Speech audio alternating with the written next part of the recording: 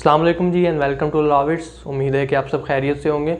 اپنی public international law کی آج کی ویڈیو میں ہم جس ٹاپک کو ڈسکس کریں گے وہ ایک بہت ہی زیادہ امپورٹنٹ ٹاپک ہے سمجھا جاتا ہے.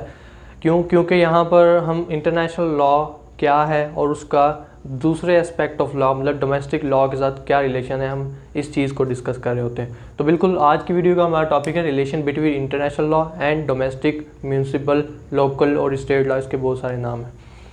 تو اپنی آج کی ویڈیو میں ہم جو چیزیں ڈسکس کریں گے, سب سے پہلے ہم انٹرو لیں گے کہ ان دونوں کے درمیان میں تعلق ہم کیوں ڈٹرمائن کرنا چاہتے ہیں, مقصد کیا ہے ہمارا.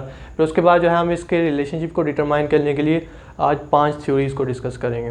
سب سے پہلے تو ہمیں یہ پتہ ہونا چاہیے کہ انٹرنیشنل لاء اور ڈومیسٹک لاء سے کیا مراد ہے. ویسے تو ہم یہ ساری چیزیں جو ہے پچھلی اپنی ویڈیوز میں کور کرتے آ رہے ہیں, لیکن جو ہے اس ویڈیو میں ہم تھوڑا سا ریکیپ لے لیتے ہیں. انٹرنیشنل لاء جو بیسیکلی اگر آپ ٹرم پر ہی دیکھیں انٹرنیشنل, تو یہ ٹرم ہی دو اگر ہم اس کو حصوں میں بریک کر لیں, انٹرنیشنل کے بٹوین دا نیشنز, تو ہم یہ کہہ سکتے ہیں کہ انٹرنیشنل لاء ایک ایسا لاء ہے جو کہ بٹوین دا نیشنز اسٹیٹس جو ہے وہ ایگزسٹ کر رہا ہوتا ہے. آن دا ادر ہینڈ ہم میونسپل لاء کو اگر دیکھیں تو میونسپل لاء سے مراد ایک اسٹیٹ لاء کہ مطلب جو کہ ایک اسٹیٹ کے اندر ایگزسٹ کر رہا ہوتا ہے, یا پھر ہم اس کو لوکل لاء بھی کہہ سکتے ہیں. اور اس کے علاوہ جو ہے اس کو ہم نیشنل لاء بھی کہتے ہیں کہ نیشنل لاء مطلب کہ جو ایک کنٹری کا لاء ہوتا ہے. انٹرنیشنل لاء وہ لاء جو کہ ایسے سیٹ آف رولز یا پرنسپلز جو کہ دو یا دو سے زیادہ اسٹیٹس کے درمیان میں ان کے جو کنڈکٹ ہے ان کو ریگولیٹ کرتے ہیں. لیکن اگر اس کو میں صرف اسٹیٹس کی حد تک محدود رکھوں تو یہ اولڈ کانسیپٹ ہو جائے گا, کیونکہ جب ہم نے سبجیکٹس آف انٹرنیشنل لاء کی ویڈیو میں یہ چیز ڈسکس کی تھی کہ پہلے یہ ہوتا تھا کہ صرف اسٹیٹس کو ہی as a subject of international law مانا جاتا تھا, لیکن جیسے جیسے انٹرنیشنل لاء میں ڈیولپمنٹ ہوتی گئی تو اس میں انڈیویجولز بھی آ گئے, اس میں دوسرے نان اسٹیٹ ایکٹرز جن میں انٹرنیشنل آرگنائزیشن دوسری ٹیریٹریز وغیرہ ہوتی ہیں وہ بھی شامل ہونا شروع ہو گئیں. تو اس لیے جو ہے انٹرنیشنل لاء ایک ایسا لاء ہے جو کہ between the subjects of international law ہے, یہ کہنا بالکل درست ہوگا. اور اس کے مد مقابل اگر ہم دیکھیں municipal law, state law, local law, national law جو ہے وہ ایک اسٹیٹ کے اندر, ایک کنٹری کے اندر اس کے سبجیکٹ کے اوپر اپلیکیبل ہوتا ہے. تو یہ تو ہو گیا ہمارا انٹروڈکشن. اگر آپ کو یاد ہو ہم نے اپنی previous video nature of international law کے اندر اس بات کو ڈسکس کیا تھا کہ کیا انٹرنیشنل لاء ہے یا نہیں ہے, کیونکہ ڈفرینٹ جورز جو ہے ان کا ڈفرینٹ اوپینین ہوتا ہے. کچھ کہتے ہیں کہ بھائی انٹرنیشنل لاء ہے, کچھ کہتے ہیں کہ انٹرنیشنل لاء نہیں ہے. جب ہم اس ویڈیو کو ڈسکس کر رہے تھے تو ہم نے اس میں 2 اسکولز کو ڈسکس کیا تھا. ایک اسکول تھا پازیٹیوسٹ اسکول جو کہ مسٹر آسٹن جس کے فاؤنڈر ہیں, اینڈ سیکنڈ ہم نے جو ہے ہسٹوریکل اسکول کے جو مسٹر اوپنہیم ہیں ان کا جو ویو ڈسکس کیا تھا. پازیٹیوسٹ اسکول کے مطابق جو ہے انٹرنیشنل لاء نہیں ہے. کیونکہ اگر آپ پازیٹیوسٹ اسکول کی ڈیفینیشن دیکھیں تو مسٹر آسٹن یہ کہتے ہیں کہ law is a command of sovereign. تو انہوں نے کہا کہ لاء چونکہ ایک سوورین کی کمانڈ ہوتی ہے, ایک سپیریئر اتھارٹی کی کمانڈ ہوتی ہے, اور انٹرنیشنل لاء کے اندر نہ ہی ایسی کوئی اتھارٹی ہے جو کہ کمانڈ دے کر لاء بنا سکے, نہ ہی ایک ایسا ہمارے پاس کوئی سینٹرل میکینزم ہے جس کے ذریعے اس کی انفورسمنٹ کروائی جا سکے, اور نہ ہی ایک ایسی ہمارے پاس سینٹرل باڈی ہے جو کہ ان مطلب لاز وغیرہ کو, رولز وغیرہ کو انٹرپریٹ کر سکے. انہوں نے یہ بھی کہا کہ آئی سی جے یا permanent court of international justice جو کہ پہلے ایگزسٹ کر رہی تھی وہ ہمارے پاس یو این کا ایز اے آرگن ایگزسٹ تو کر رہا ہے, لیکن اس کی جورسڈکشن بھی کمپلسری نہیں ہے, ایک کنسنٹ کے اوپر بیس کرتی ہے. تو ان 3 وجوہات کی وجہ سے پازیٹیوسٹ یہ کہتے ہیں کہ انٹرنیشنل لاء ایک لاء نہیں ہے.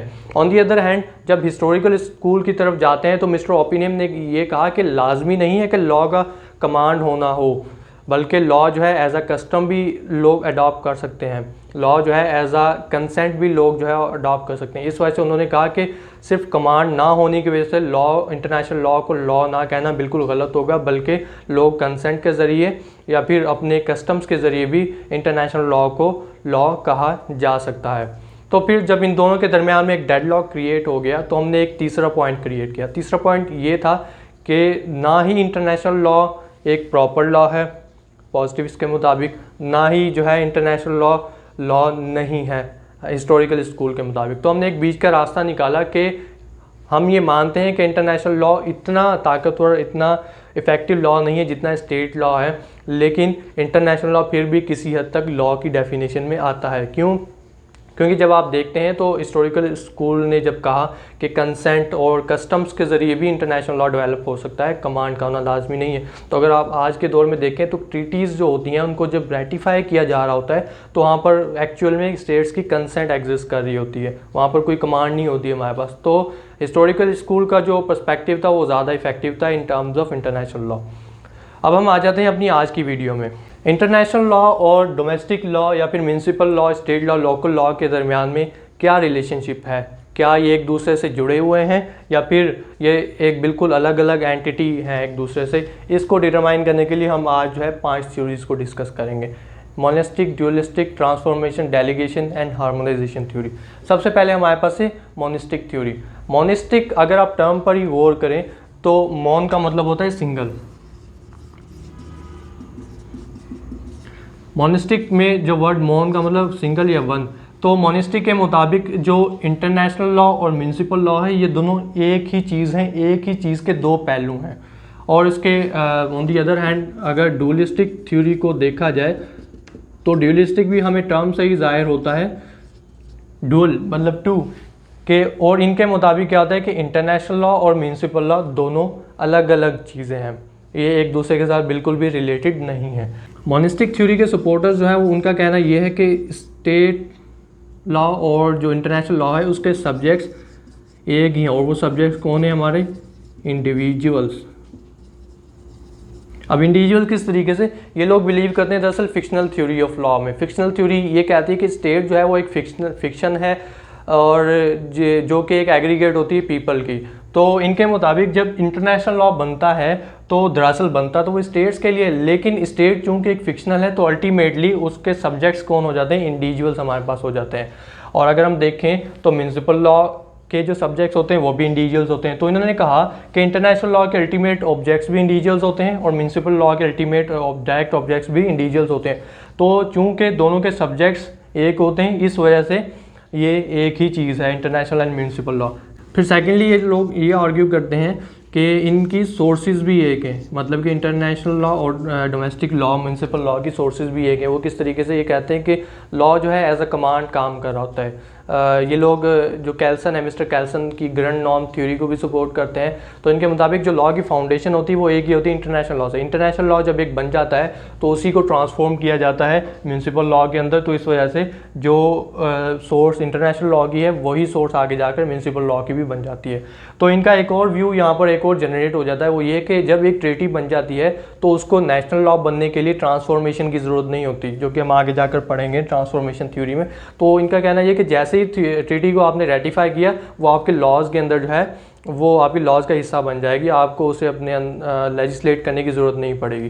تو ان کا یہ ماننا ہے. اگر ہم دیکھیں ڈوئلسٹک جو تھیوری ہے اس کی طرف، تو ان کا پہلے تو یہ کہنا ہے کہ بھائی انٹرنیشنل لا اور میونسپل لا دونوں الگ الگ چیزیں ہیں، ان کا آپس میں کوئی بھی واسطہ نہیں ہے. یہ اپنے آرگومنٹس پیش کرتے ہیں. یہ کہتے ہیں کہ سب سے پہلے کہ سبجیکٹس آف انٹرنیشنل لا الگ الگ ہیں. جو انٹرنیشنل لا ہے وہ اس کے سبجیکٹس ہیں اسٹیٹس، کیونکہ اسٹیٹس کے اندر ایگزسٹ کرتا ہے. یہ فکشنل تھیوری کو سپورٹ نہیں کرتے، اس سے ہمیں یہ ظاہر ہوتا ہے. اور سیکنڈلی جو میونسپل لا ہے اس کے سبجیکٹس ہوتے ہیں انڈیویجول. تو چونکہ دونوں کے سبجیکٹس الگ الگ ہیں اس وجہ سے ان دونوں کے درمیان میں کوئی بھی تعلق نہیں ہے. سیکنڈلی یہ لوگ یہ کہتے ہیں کہ ان کی سورسز بھی الگ ہیں. وہ ان کا کہنا یہ ہے کہ جو انٹرنیشنل لا اور میونسپل لا کی سورسز بھی الگ الگ ہیں. وہ کس طریقے سے کہ انٹرنیشنل لا جب جو اوریجنیٹ ہوتا ہے between the state by agreement ہوتا ہے، لیکن جو میونسپل لا ہوتا ہے وہ اسٹیٹ میں ایگزسٹ کرنے والی ایک اتھارٹی یا گروپ آف پیپل جو کہ آپ کے ریپرزینٹیٹیوز ہوتے ہیں، جو کہ مجالس میں بیٹھے ہوتے ہیں، اسمبلیز میں، وہ بناتے ہیں. تو چونکہ ان کی سورسز الگ الگ ہیں اس لیے میونسپل اور انٹرنیشنل لا جو ہے وہ ایک الگ الگ اینٹی کا نام ہے. تھرڈلی جو ہے یہ لوگ کیا کہتے ہیں کہ یہاں پر ڈائنمزم کو آرگیو کرتے ہیں.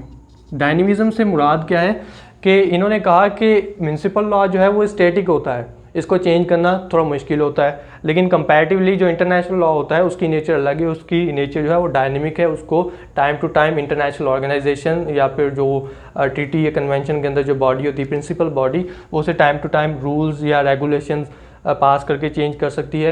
تو یہاں پر فلیکسیبلٹی ڈائنمزم انٹرنیشنل لا کے اندر زیادہ ہوتی ہے اور میونسپل لا کے اندر کم ہوتی ہے. تو اس وجہ سے چونکہ دونوں کی نیچر الگ الگ ہے تو اس وجہ سے یہ دونوں الگ الگ چیزیں ہیں. فردر ڈائنامزم میں یہ لوگ یہ بھی آرگیو کرتے ہیں کہ جو کسٹمز ہمارے ہوتے ہیں, کسٹمز کے ذریعے بھی ہم لوگ کیا کرتے ہیں کہ status new rules principles develop کر رہی ہوتی ہے, تو یہاں پر فلیکسیبلٹی زیادہ ایگزسٹ کرتی ہے, میونسپل لاء میں نہیں ہوتی.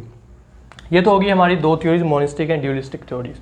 اب ہم جاتے ہیں اپنی فردر جو ہے ایڈیشنل تھیوریز کی طرف. تھرڈلی ہمارے پاس ہے ٹرانسفارمیشن تھیوری. ٹرانسفارمیشن آپ کو ٹرم سے ہی واضح ہو رہا ہے کہ یہاں پر ٹرانسفارم ہونے کی بات ہو رہی ہے. ٹرانسفارم کس کے ہونے کی بات ہے؟ انٹرنیشنل لاء کو میونسپل لاء کے اندر ٹرانسفارم کرنے کی بات کی جا رہی ہے. سب سے پہلے یہ لوگ یہ بات کرتے ہیں کہ انٹرنیشنل لاء اور میونسپل لاء دونوں الگ الگ چیزیں, یہ بات تو کلیئر ہے.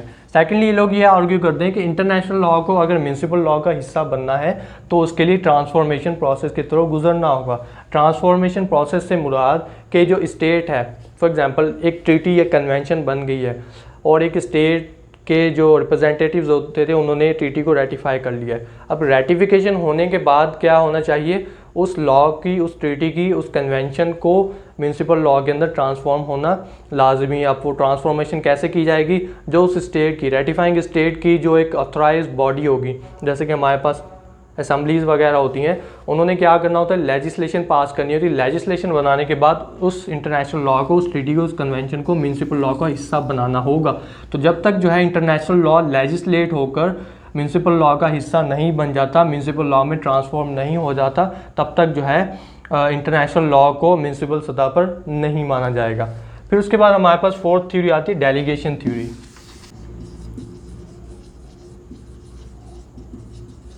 ڈیلیگیشن تھیوری اگر آپ دیکھیں تو یہاں پر ایک قسم کا رائٹ ڈیلیگیٹ کرنے کی بات ہو رہی ہوتی.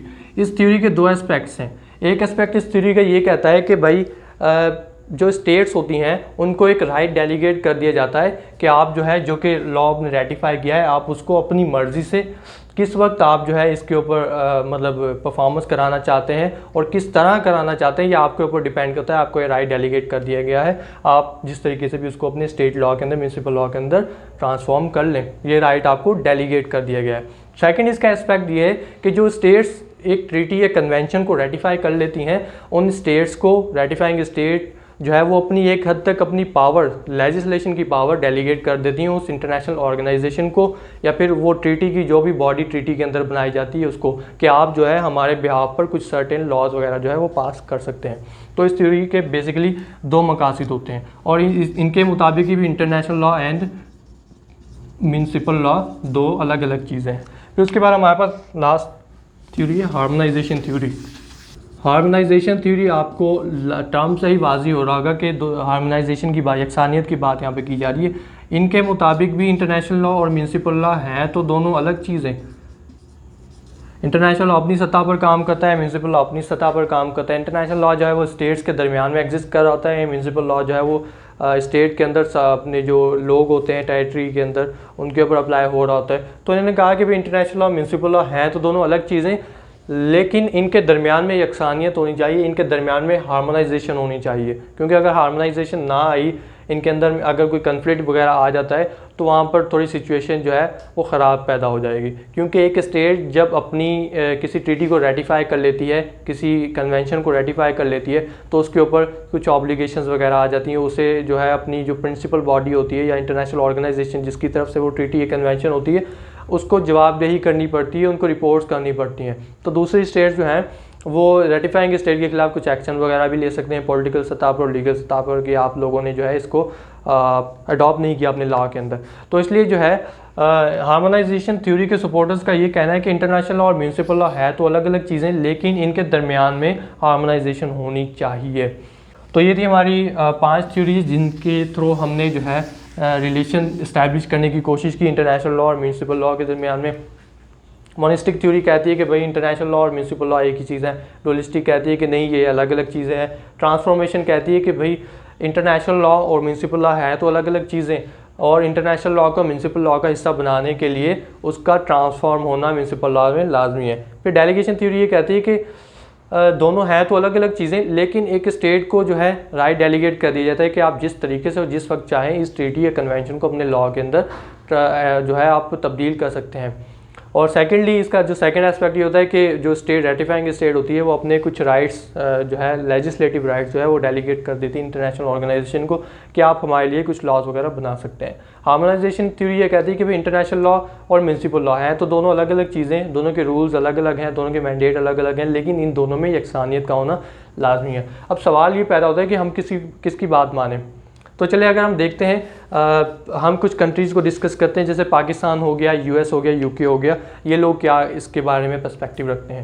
یو ایس کا جو طریقہ کار ہے, یو ایس میں اس طریقے سے ہوتا ہے کہ جب بھی کوئی ٹریٹی کو وہ لوگ ریٹیفائی کر کے آتے ہیں تو اس ٹریٹی کو ریٹیفائی کرنے کے بعد کانگریس سے پاس کرانا لازمی ہوتا ہے.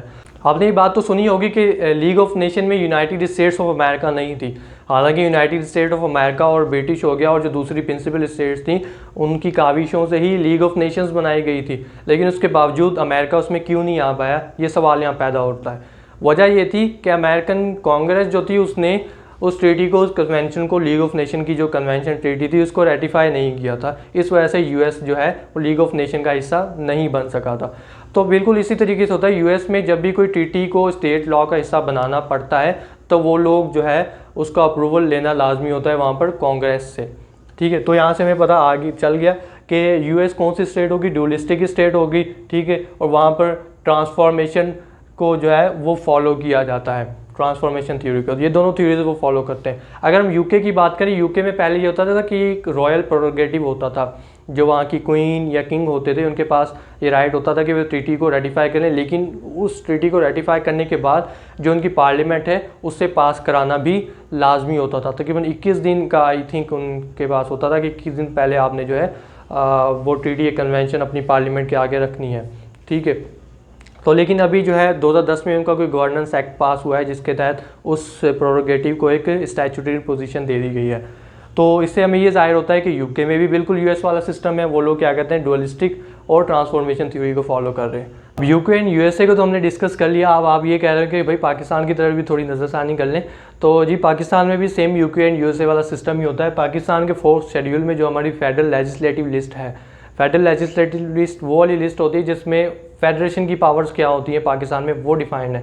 تو اس کے آرٹیکل 34 یا 35 کے اندر یہ اسپیسیفکلی یہ چیز مینشن کر دی گئی ہے کہ جو انٹرنیشنل ٹریٹیز کنونشنز ہوتی ہیں وہ کس کے ڈومین کے اندر فال کریں گی, آپ کے فیڈریشن کی جو پاورز ہیں اس کے اندر فال کریں گی. تو اکارڈنگلی پاکستان میں کیا ہوتا ہے کہ جب ایک ٹریٹی کو ریٹیفائی کر لیا جاتا ہے تو اس کی ریٹیفیکیشن کے بعد اس کی ٹرانسفارمیشن پاکستان کے لاز کے اندر ہونا لازمی ہوتا ہے. اس کو اگر ہم نے پاکستان کی لا کا حصہ بنانا ہے تو پارلیمنٹ سے, مجلس شورا سے اس کا پاس ہونا لازمی ہوتا ہے. تو اسے ہمیں یہ چیز ظاہر ہوئی کہ بھئی ہم جو ہے پاکستان وہ بھی ایک ڈولیسٹک اسٹیٹ ہے اور ہم جو ہے ٹرانسفارمیشن تھیوری کو بھی فالو کرتے ہیں. اسی طریقے سے کچھ ایسے اسٹیٹس بھی ہوں گی جو کہ مونسٹک تھیوری کو بھی فالو کرتی ہوں گی. ان میں کیا ہوتا ہوگا, جیسے ہی انہوں نے جو ہے ریٹیفیکیشن کی وہ ٹریٹی ان کے لا کا, ڈومیسٹک لا کا حصہ بن جاتی ہوگی. تو یہ تھی ہماری آج کی ویڈیو. آئی ہوپ کہ آپ لوگوں کے کافی کانسیپٹ جو ہے وہ کلیئر ہوئے ہوں گے. انشاءاللہ آپ سے ملاقات ہوگی اپنی نیکسٹ ویڈیو میں. تب تک کے لیے اسٹے ٹیون. اللہ حافظ.